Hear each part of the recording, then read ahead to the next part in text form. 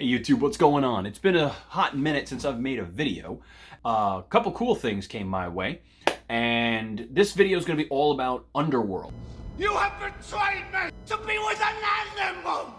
So, having said that, I'd like to show you some of the replica props that I acquired, and one of the main ones that we've acquired, in addition to Lucian's necklace, we've got some official artwork that I've restored and created to work on my project. We've also got a ring of Corvinus, which I'm super pumped about. So let's hit the intro and see what that is, while my cat knocks the camera over. Behold, my stuff. All right, guys, thanks so much for watching the intro. And my cat will bump into this camera without a doubt. She's very obsessed with it. So I want to start with some of the replicas that I worked on, which I couldn't have done without the help of real prop collectors. So I'm really excited that this particular person was able to work with me a little bit and provide me with some reference photos from Underworld Evolution, which allowed me to just make a mock-up of some of these pages. This one in particular I'm really stoked about. Now, he didn't go as far as giving me full-blown scans. He wasn't interested in... He's seen my replica work, and he wasn't interested in me making stuff that looks as good as the original so that it would devalue his own, but it was good enough that I could put it in a book, and that's actually what I'm doing. I'm actually going to make an Underworld tome, so to speak. And so these 4 pages are the only 4 from Tanis's book that survived, and they're all in reference to William's tomb and the story of Corvinus. So in particular, if we zoom in on this guy, you can see on the chariot has the seal of Corvinus on it, which means that this was Alexander Corvinus's crew that was going around and cleaning up after William and Marcus and their little war with vampires and werewolves, pre them being lichens. So this was like a really cool thing. I love engravings and woodcuts, man. I'm really obsessed with that kind of artwork, and it was really nice to get access to this so that I could put this into a book. Now, this is much bigger than it's going to be in the book, but I wanted this as background and display pieces. Now, from that, because I had 4 nice images to start with, I went in and worked on a few pages from the original Underworld. So that is something really big with me. There really only is a couple of pages you see in Underworld. So there are 2 tomes under glass. Celine breaks it open. She takes the thicker of the 2, the more ornate of the 2, which is the book on the right, even though the book on the left is something we see, we don't ever open it. Is that one of the volumes that Tanis comes into possession of later? Probably not. I'm kind of curious what that volume was. But we see 2 very clear-cut pages in the book. And those I was able to use high-quality screen captures, a little bit of artistic ability, and remake those. And there are 2 that we see that we can't remake because the pages are just too distorted with the filter and everything they use on the camera, the lens they were using. And that's the double fold engraving of the Battle of the Vampires and the Werewolves. That did not get remade by me. I just don't have the resource for that. I'd have to find someone who has a copy of it. You get to see a little bit of text behind the picture of the burned picture of Lucian, and you get to see the text on the very back cover when you see the skin of Lucian. I now have what I need to make the skin of Lucian, which was a vacuform machine. I needed that. So we will be creating the skin of Lucian, putting it into the book. The text was not in English, and yet it was in English, so that was kind of weird. But the back page of the book just has a list of all the lichened slaves and what their brand number was. And I wish they showed more of that image. I'd love to get a look at that image, but I haven't found anybody who has this book. So I had to work with what I had. So the first one is the easy one, which was just the picture of Lucian. And I've gone in and used a little bit of Photoshop magic to remake this page and make it more acceptable for replication purposes. So I will know if somebody uses my image and tries to pass it off as OG, because I made some changes to this that are not accurate to the OG, just to make it more preferable to what I'm using. So there's a couple of aspects to mine that are just a little bit different, so that I'll spot it if somebody else is like, oh, I got the screen used one, and no, you don't.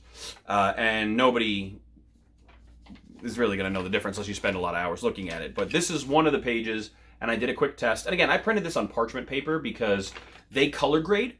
So what they do is they desaturate the image and then they blue wash it, and then they up certain colors like the yellows and things like that. So when you see like Lucian's Pendant, which I have here, that comes out very strong, yet things like this will wash out and be very white. I did an Instagram photo with these to show that those pages now look very white and aged, when in reality they're just printed on yellow parchment. They're nothing special. Actually, this is copper parchment.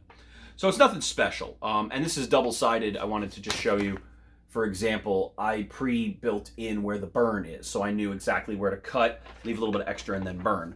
And it was a pretty good experiment for when I use the lighter paper to put into the book. So this was the one that a lot of people know. And then this one I was able to remake from several images. This one was really hard to do.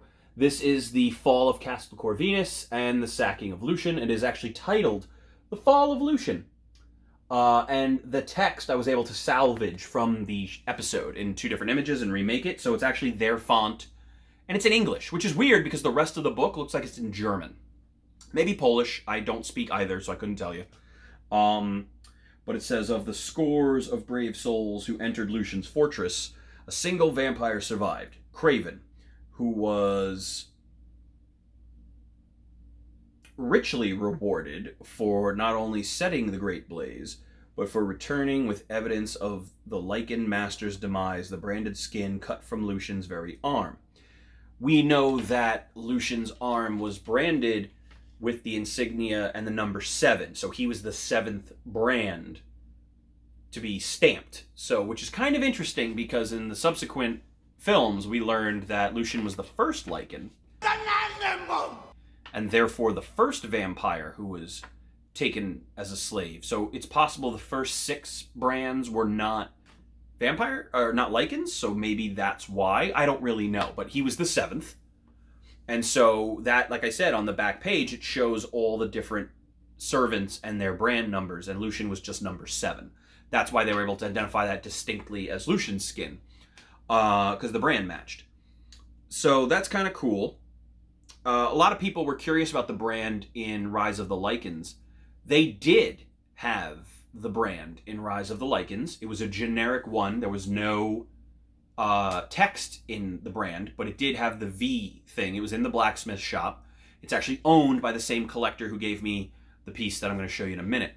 So I was really like, this whole bit here is a completely different bit than this bit, and this bit had to be I reworked this so hard to try to make this as accurate as I could. And of course the border is not accurate to what we see, but it was the best I can do, and I was just trying to get it as close as I could to what we see in Underworld, so that when I make the book and it only opens to a few select pages, I have some recognizable photographs and things. So I was really excited to add that to the collection of pages. The next thing that I want to show you before the pièce de résistance is the official replica. And I'm going to flip this camera out and show you the ring and this later, but the official replica of Lucian's Pendant, it's referred to as Lucian's Pendant. In reality, I don't know what you'd call it. Sonia's Pendant, William's Key. There's a lot going on with this. It's had a lot of users. It's had a lot of people. So this is an officially licensed replica from 2012 by Lakeshore Entertainment Group, LLC. So this is officially licensed, which is cool because I like it when officially licensed stuff is actually good. I can confirm that it's pretty spot on proportion-wise with the one used. I can't verify that it's from the molds, but it is pretty spot on because the collector I spoke with showed me some of the screen-used ones from the various films that he has. One of the changes they made in Rise of the Lycans was that there was a lot of black added. And the screen-used ones have a lot of tarnish built into these. It looks like they black-washed it, and there was a lot of tarnish put into this, and then they scrubbed it out. They really upped that in Rise of the Lycans. It's pretty much black. The other thing that's very interesting is that this jewel, which is round and uncut, is too green and too clear. It actually looks like a piece of jade in the ones that are in the screen-used ones. And I don't know if that was for photographic reasons or what, but I do like that they used like an emerald kind of deal. I think that's pretty cool. It's very thin. And if I wanted to make a working one, I could very easily cast this. And what I really, really liked about it was the accurate chain. The chain looks really good, and it's a very nice chain. It does have a very normal clasp, which is not a surprise. Again, I'm sorry the camera's moving. It's my cat. You know, I got animals and they ruin all this stuff. Now, Lucian really wore his like up here, so you could see it, the jacket, the cut and everything. When Sonia wore it, it hung very low. Really? You're gonna lay on the pages? Laying on the pages. This is what I deal with. So I really like this. It looks really nice, and I'm really happy with the weight and the feel, and this was extremely cheap. I got this online for about 20 bucks. Because Underworld just isn't as popular as it once was. I think movie 4 and 5 took care of that. You have betrayed me! It's very unfortunate that 4 and 5... I appreciate where they went. I like a lot of what they were trying to do. But I was never as into Celine as a character as I was, you know, Michael and Marcus and Victor and Lucian. To me, that was the movie that I wanted. So 3 was my movie. And, Patrick Tatopoulos... fantastic designer. I loved his direction in the film. For me, Rise of the Lycans was the movie that I wanted to see, and I was really happy with it. My only gripe was they didn't put Amelia back in. But even in the second movie, we got more Amelia, we got more Marcus, we got a lot of that. I was really happy with the trilogy. And then 4 and 5 were just kind of like, whatever. But I was really into the prequel. So this is really cool, and I knew I wanted to make this display have pages. So the goal was to make a shadow box, have this, where's Lucian? Just like you see in the show, or in the movie, have this display with an appropriate size page of Lucian's. So I was really interested in doing that. This is the ring. Let me put it in front of my face so you can see it. Of Alexander Corvinus. The Corvinus clan ring. I'm a ring guy. I have a lot of replica rings. It's my favorite thing to collect. I like special rings. I like magic rings. Anything that's a ring, the Phantom, the Agents of the Shadow, just any, Star Wars ring. It's a special, unique ring, particularly if it's a bad guy's ring. But rings, man, I'm all about rings. And this was a ring I really wanted. And I'm going to show you this and the pendant up close. But just take a minute and look at, that's upside down. Upside down. Just look at that beautiful, beautiful ring. I mean, look at how... And this is a metal ring. This is not a resin ring. It's brass. And it looks like there's some gold in the C. Believe it or not. Looks like there's some very cheap gold, but gold. This is painted brass up top, I can tell. And then this C, this is not painted. This genuinely looks like it might have some gold in it. There are nice red stones in it, and just look at that aged brass, which is just really, really nice.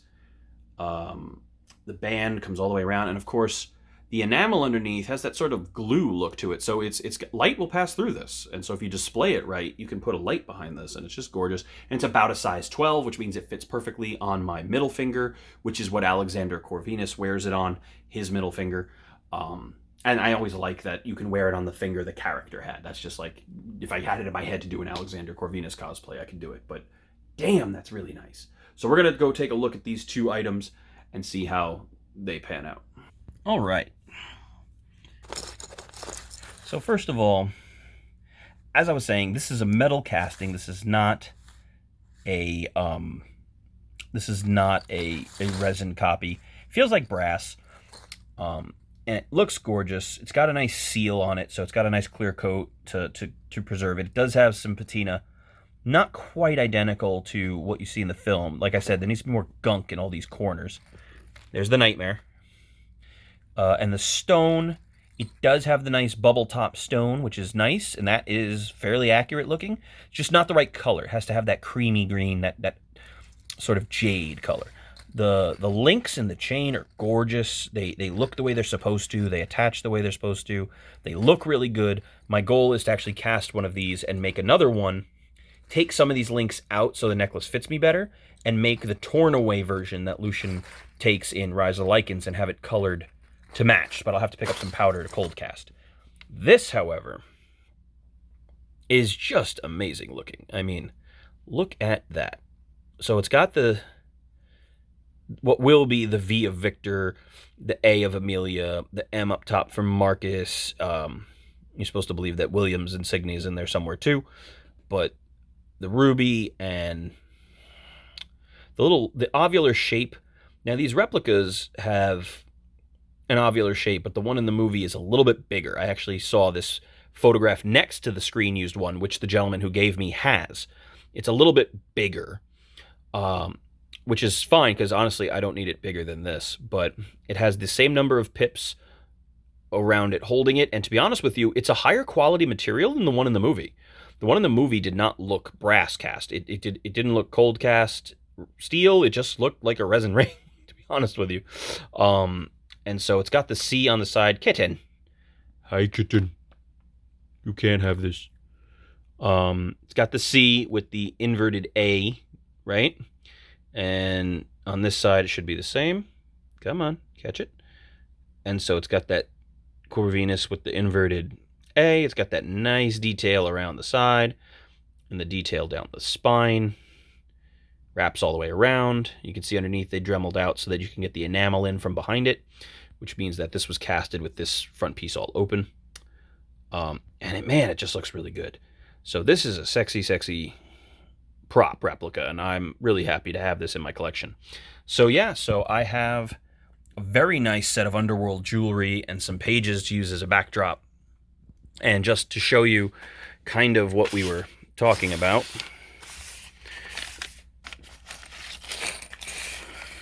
you know, there it is, right? So it is that, and here it is next to Lucian, right?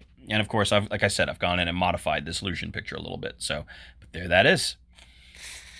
Can't really complain. And then here it is on the working mechanism, and again, you see that detail. It's there. It's what it's supposed to be. So, yeah, really, really cool. Really like this ring. Really, really nice. Looks good, fits good, sits very high. You would spot it wearing it anywhere, any costume. Really also like that the Lakeshore Entertainment licensed replica comes with this very nice fitted plastic that's flocked to look like velvet. Very common for jewelry, but sits very nicely, looks cool. Displays nice in it, so even if you weren't setting up a custom shadow box for it, you could just display this and it would look great. So we've got some pages, we've got some jewelry. Next up is to make the book. It's going to require some 3D printed parts. It's going to require some casted parts. It's going to require some actual old books, and I have acquired a few. So one of the more famous old looking books is of course the Buffy vampire book, and this is just a book box, which I happen to have. But one of the things that I have been investing in is actual books from the 1800s from Germany. And so, for example, and this one's pretty cool and should make for a nice book. It needs to have 2 clasps here. It needs to have a ornate decoration on the cover and then 4 ornatures on each corner. And you can see it's got some stuff on the spine and all that we're going to have to take care of. Which means I'll probably have to cover this in a leather of some kind or a pleather.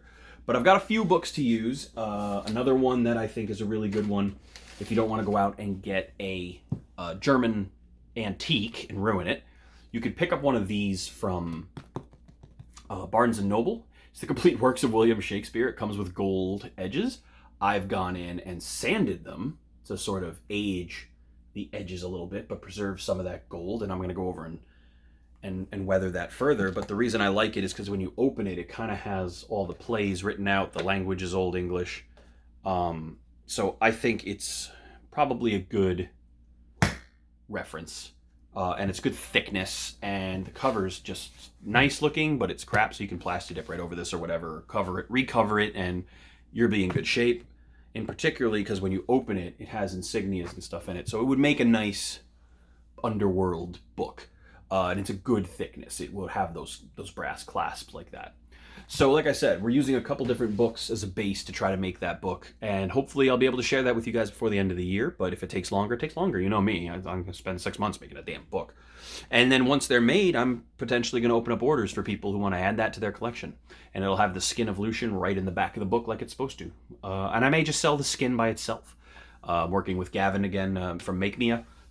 We're working on it for you guys, so it'll help fund his future projects and mine if you guys want it. So it'll be cheap. It's latex. It's not that much. So yeah, so that's what we got. Hope everybody enjoyed checking out the Ring of Corvinus and the other Underworld props. I'm going to shut it down for the night. Thank you very, very much, and stay tuned for future videos on a few new things coming down. I'm going to be exposing some of the Witcher armor that I've been working on.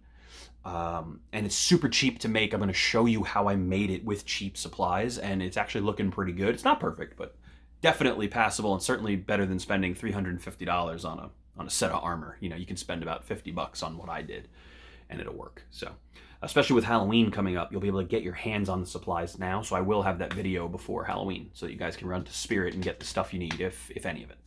Thanks a lot. Have a good night.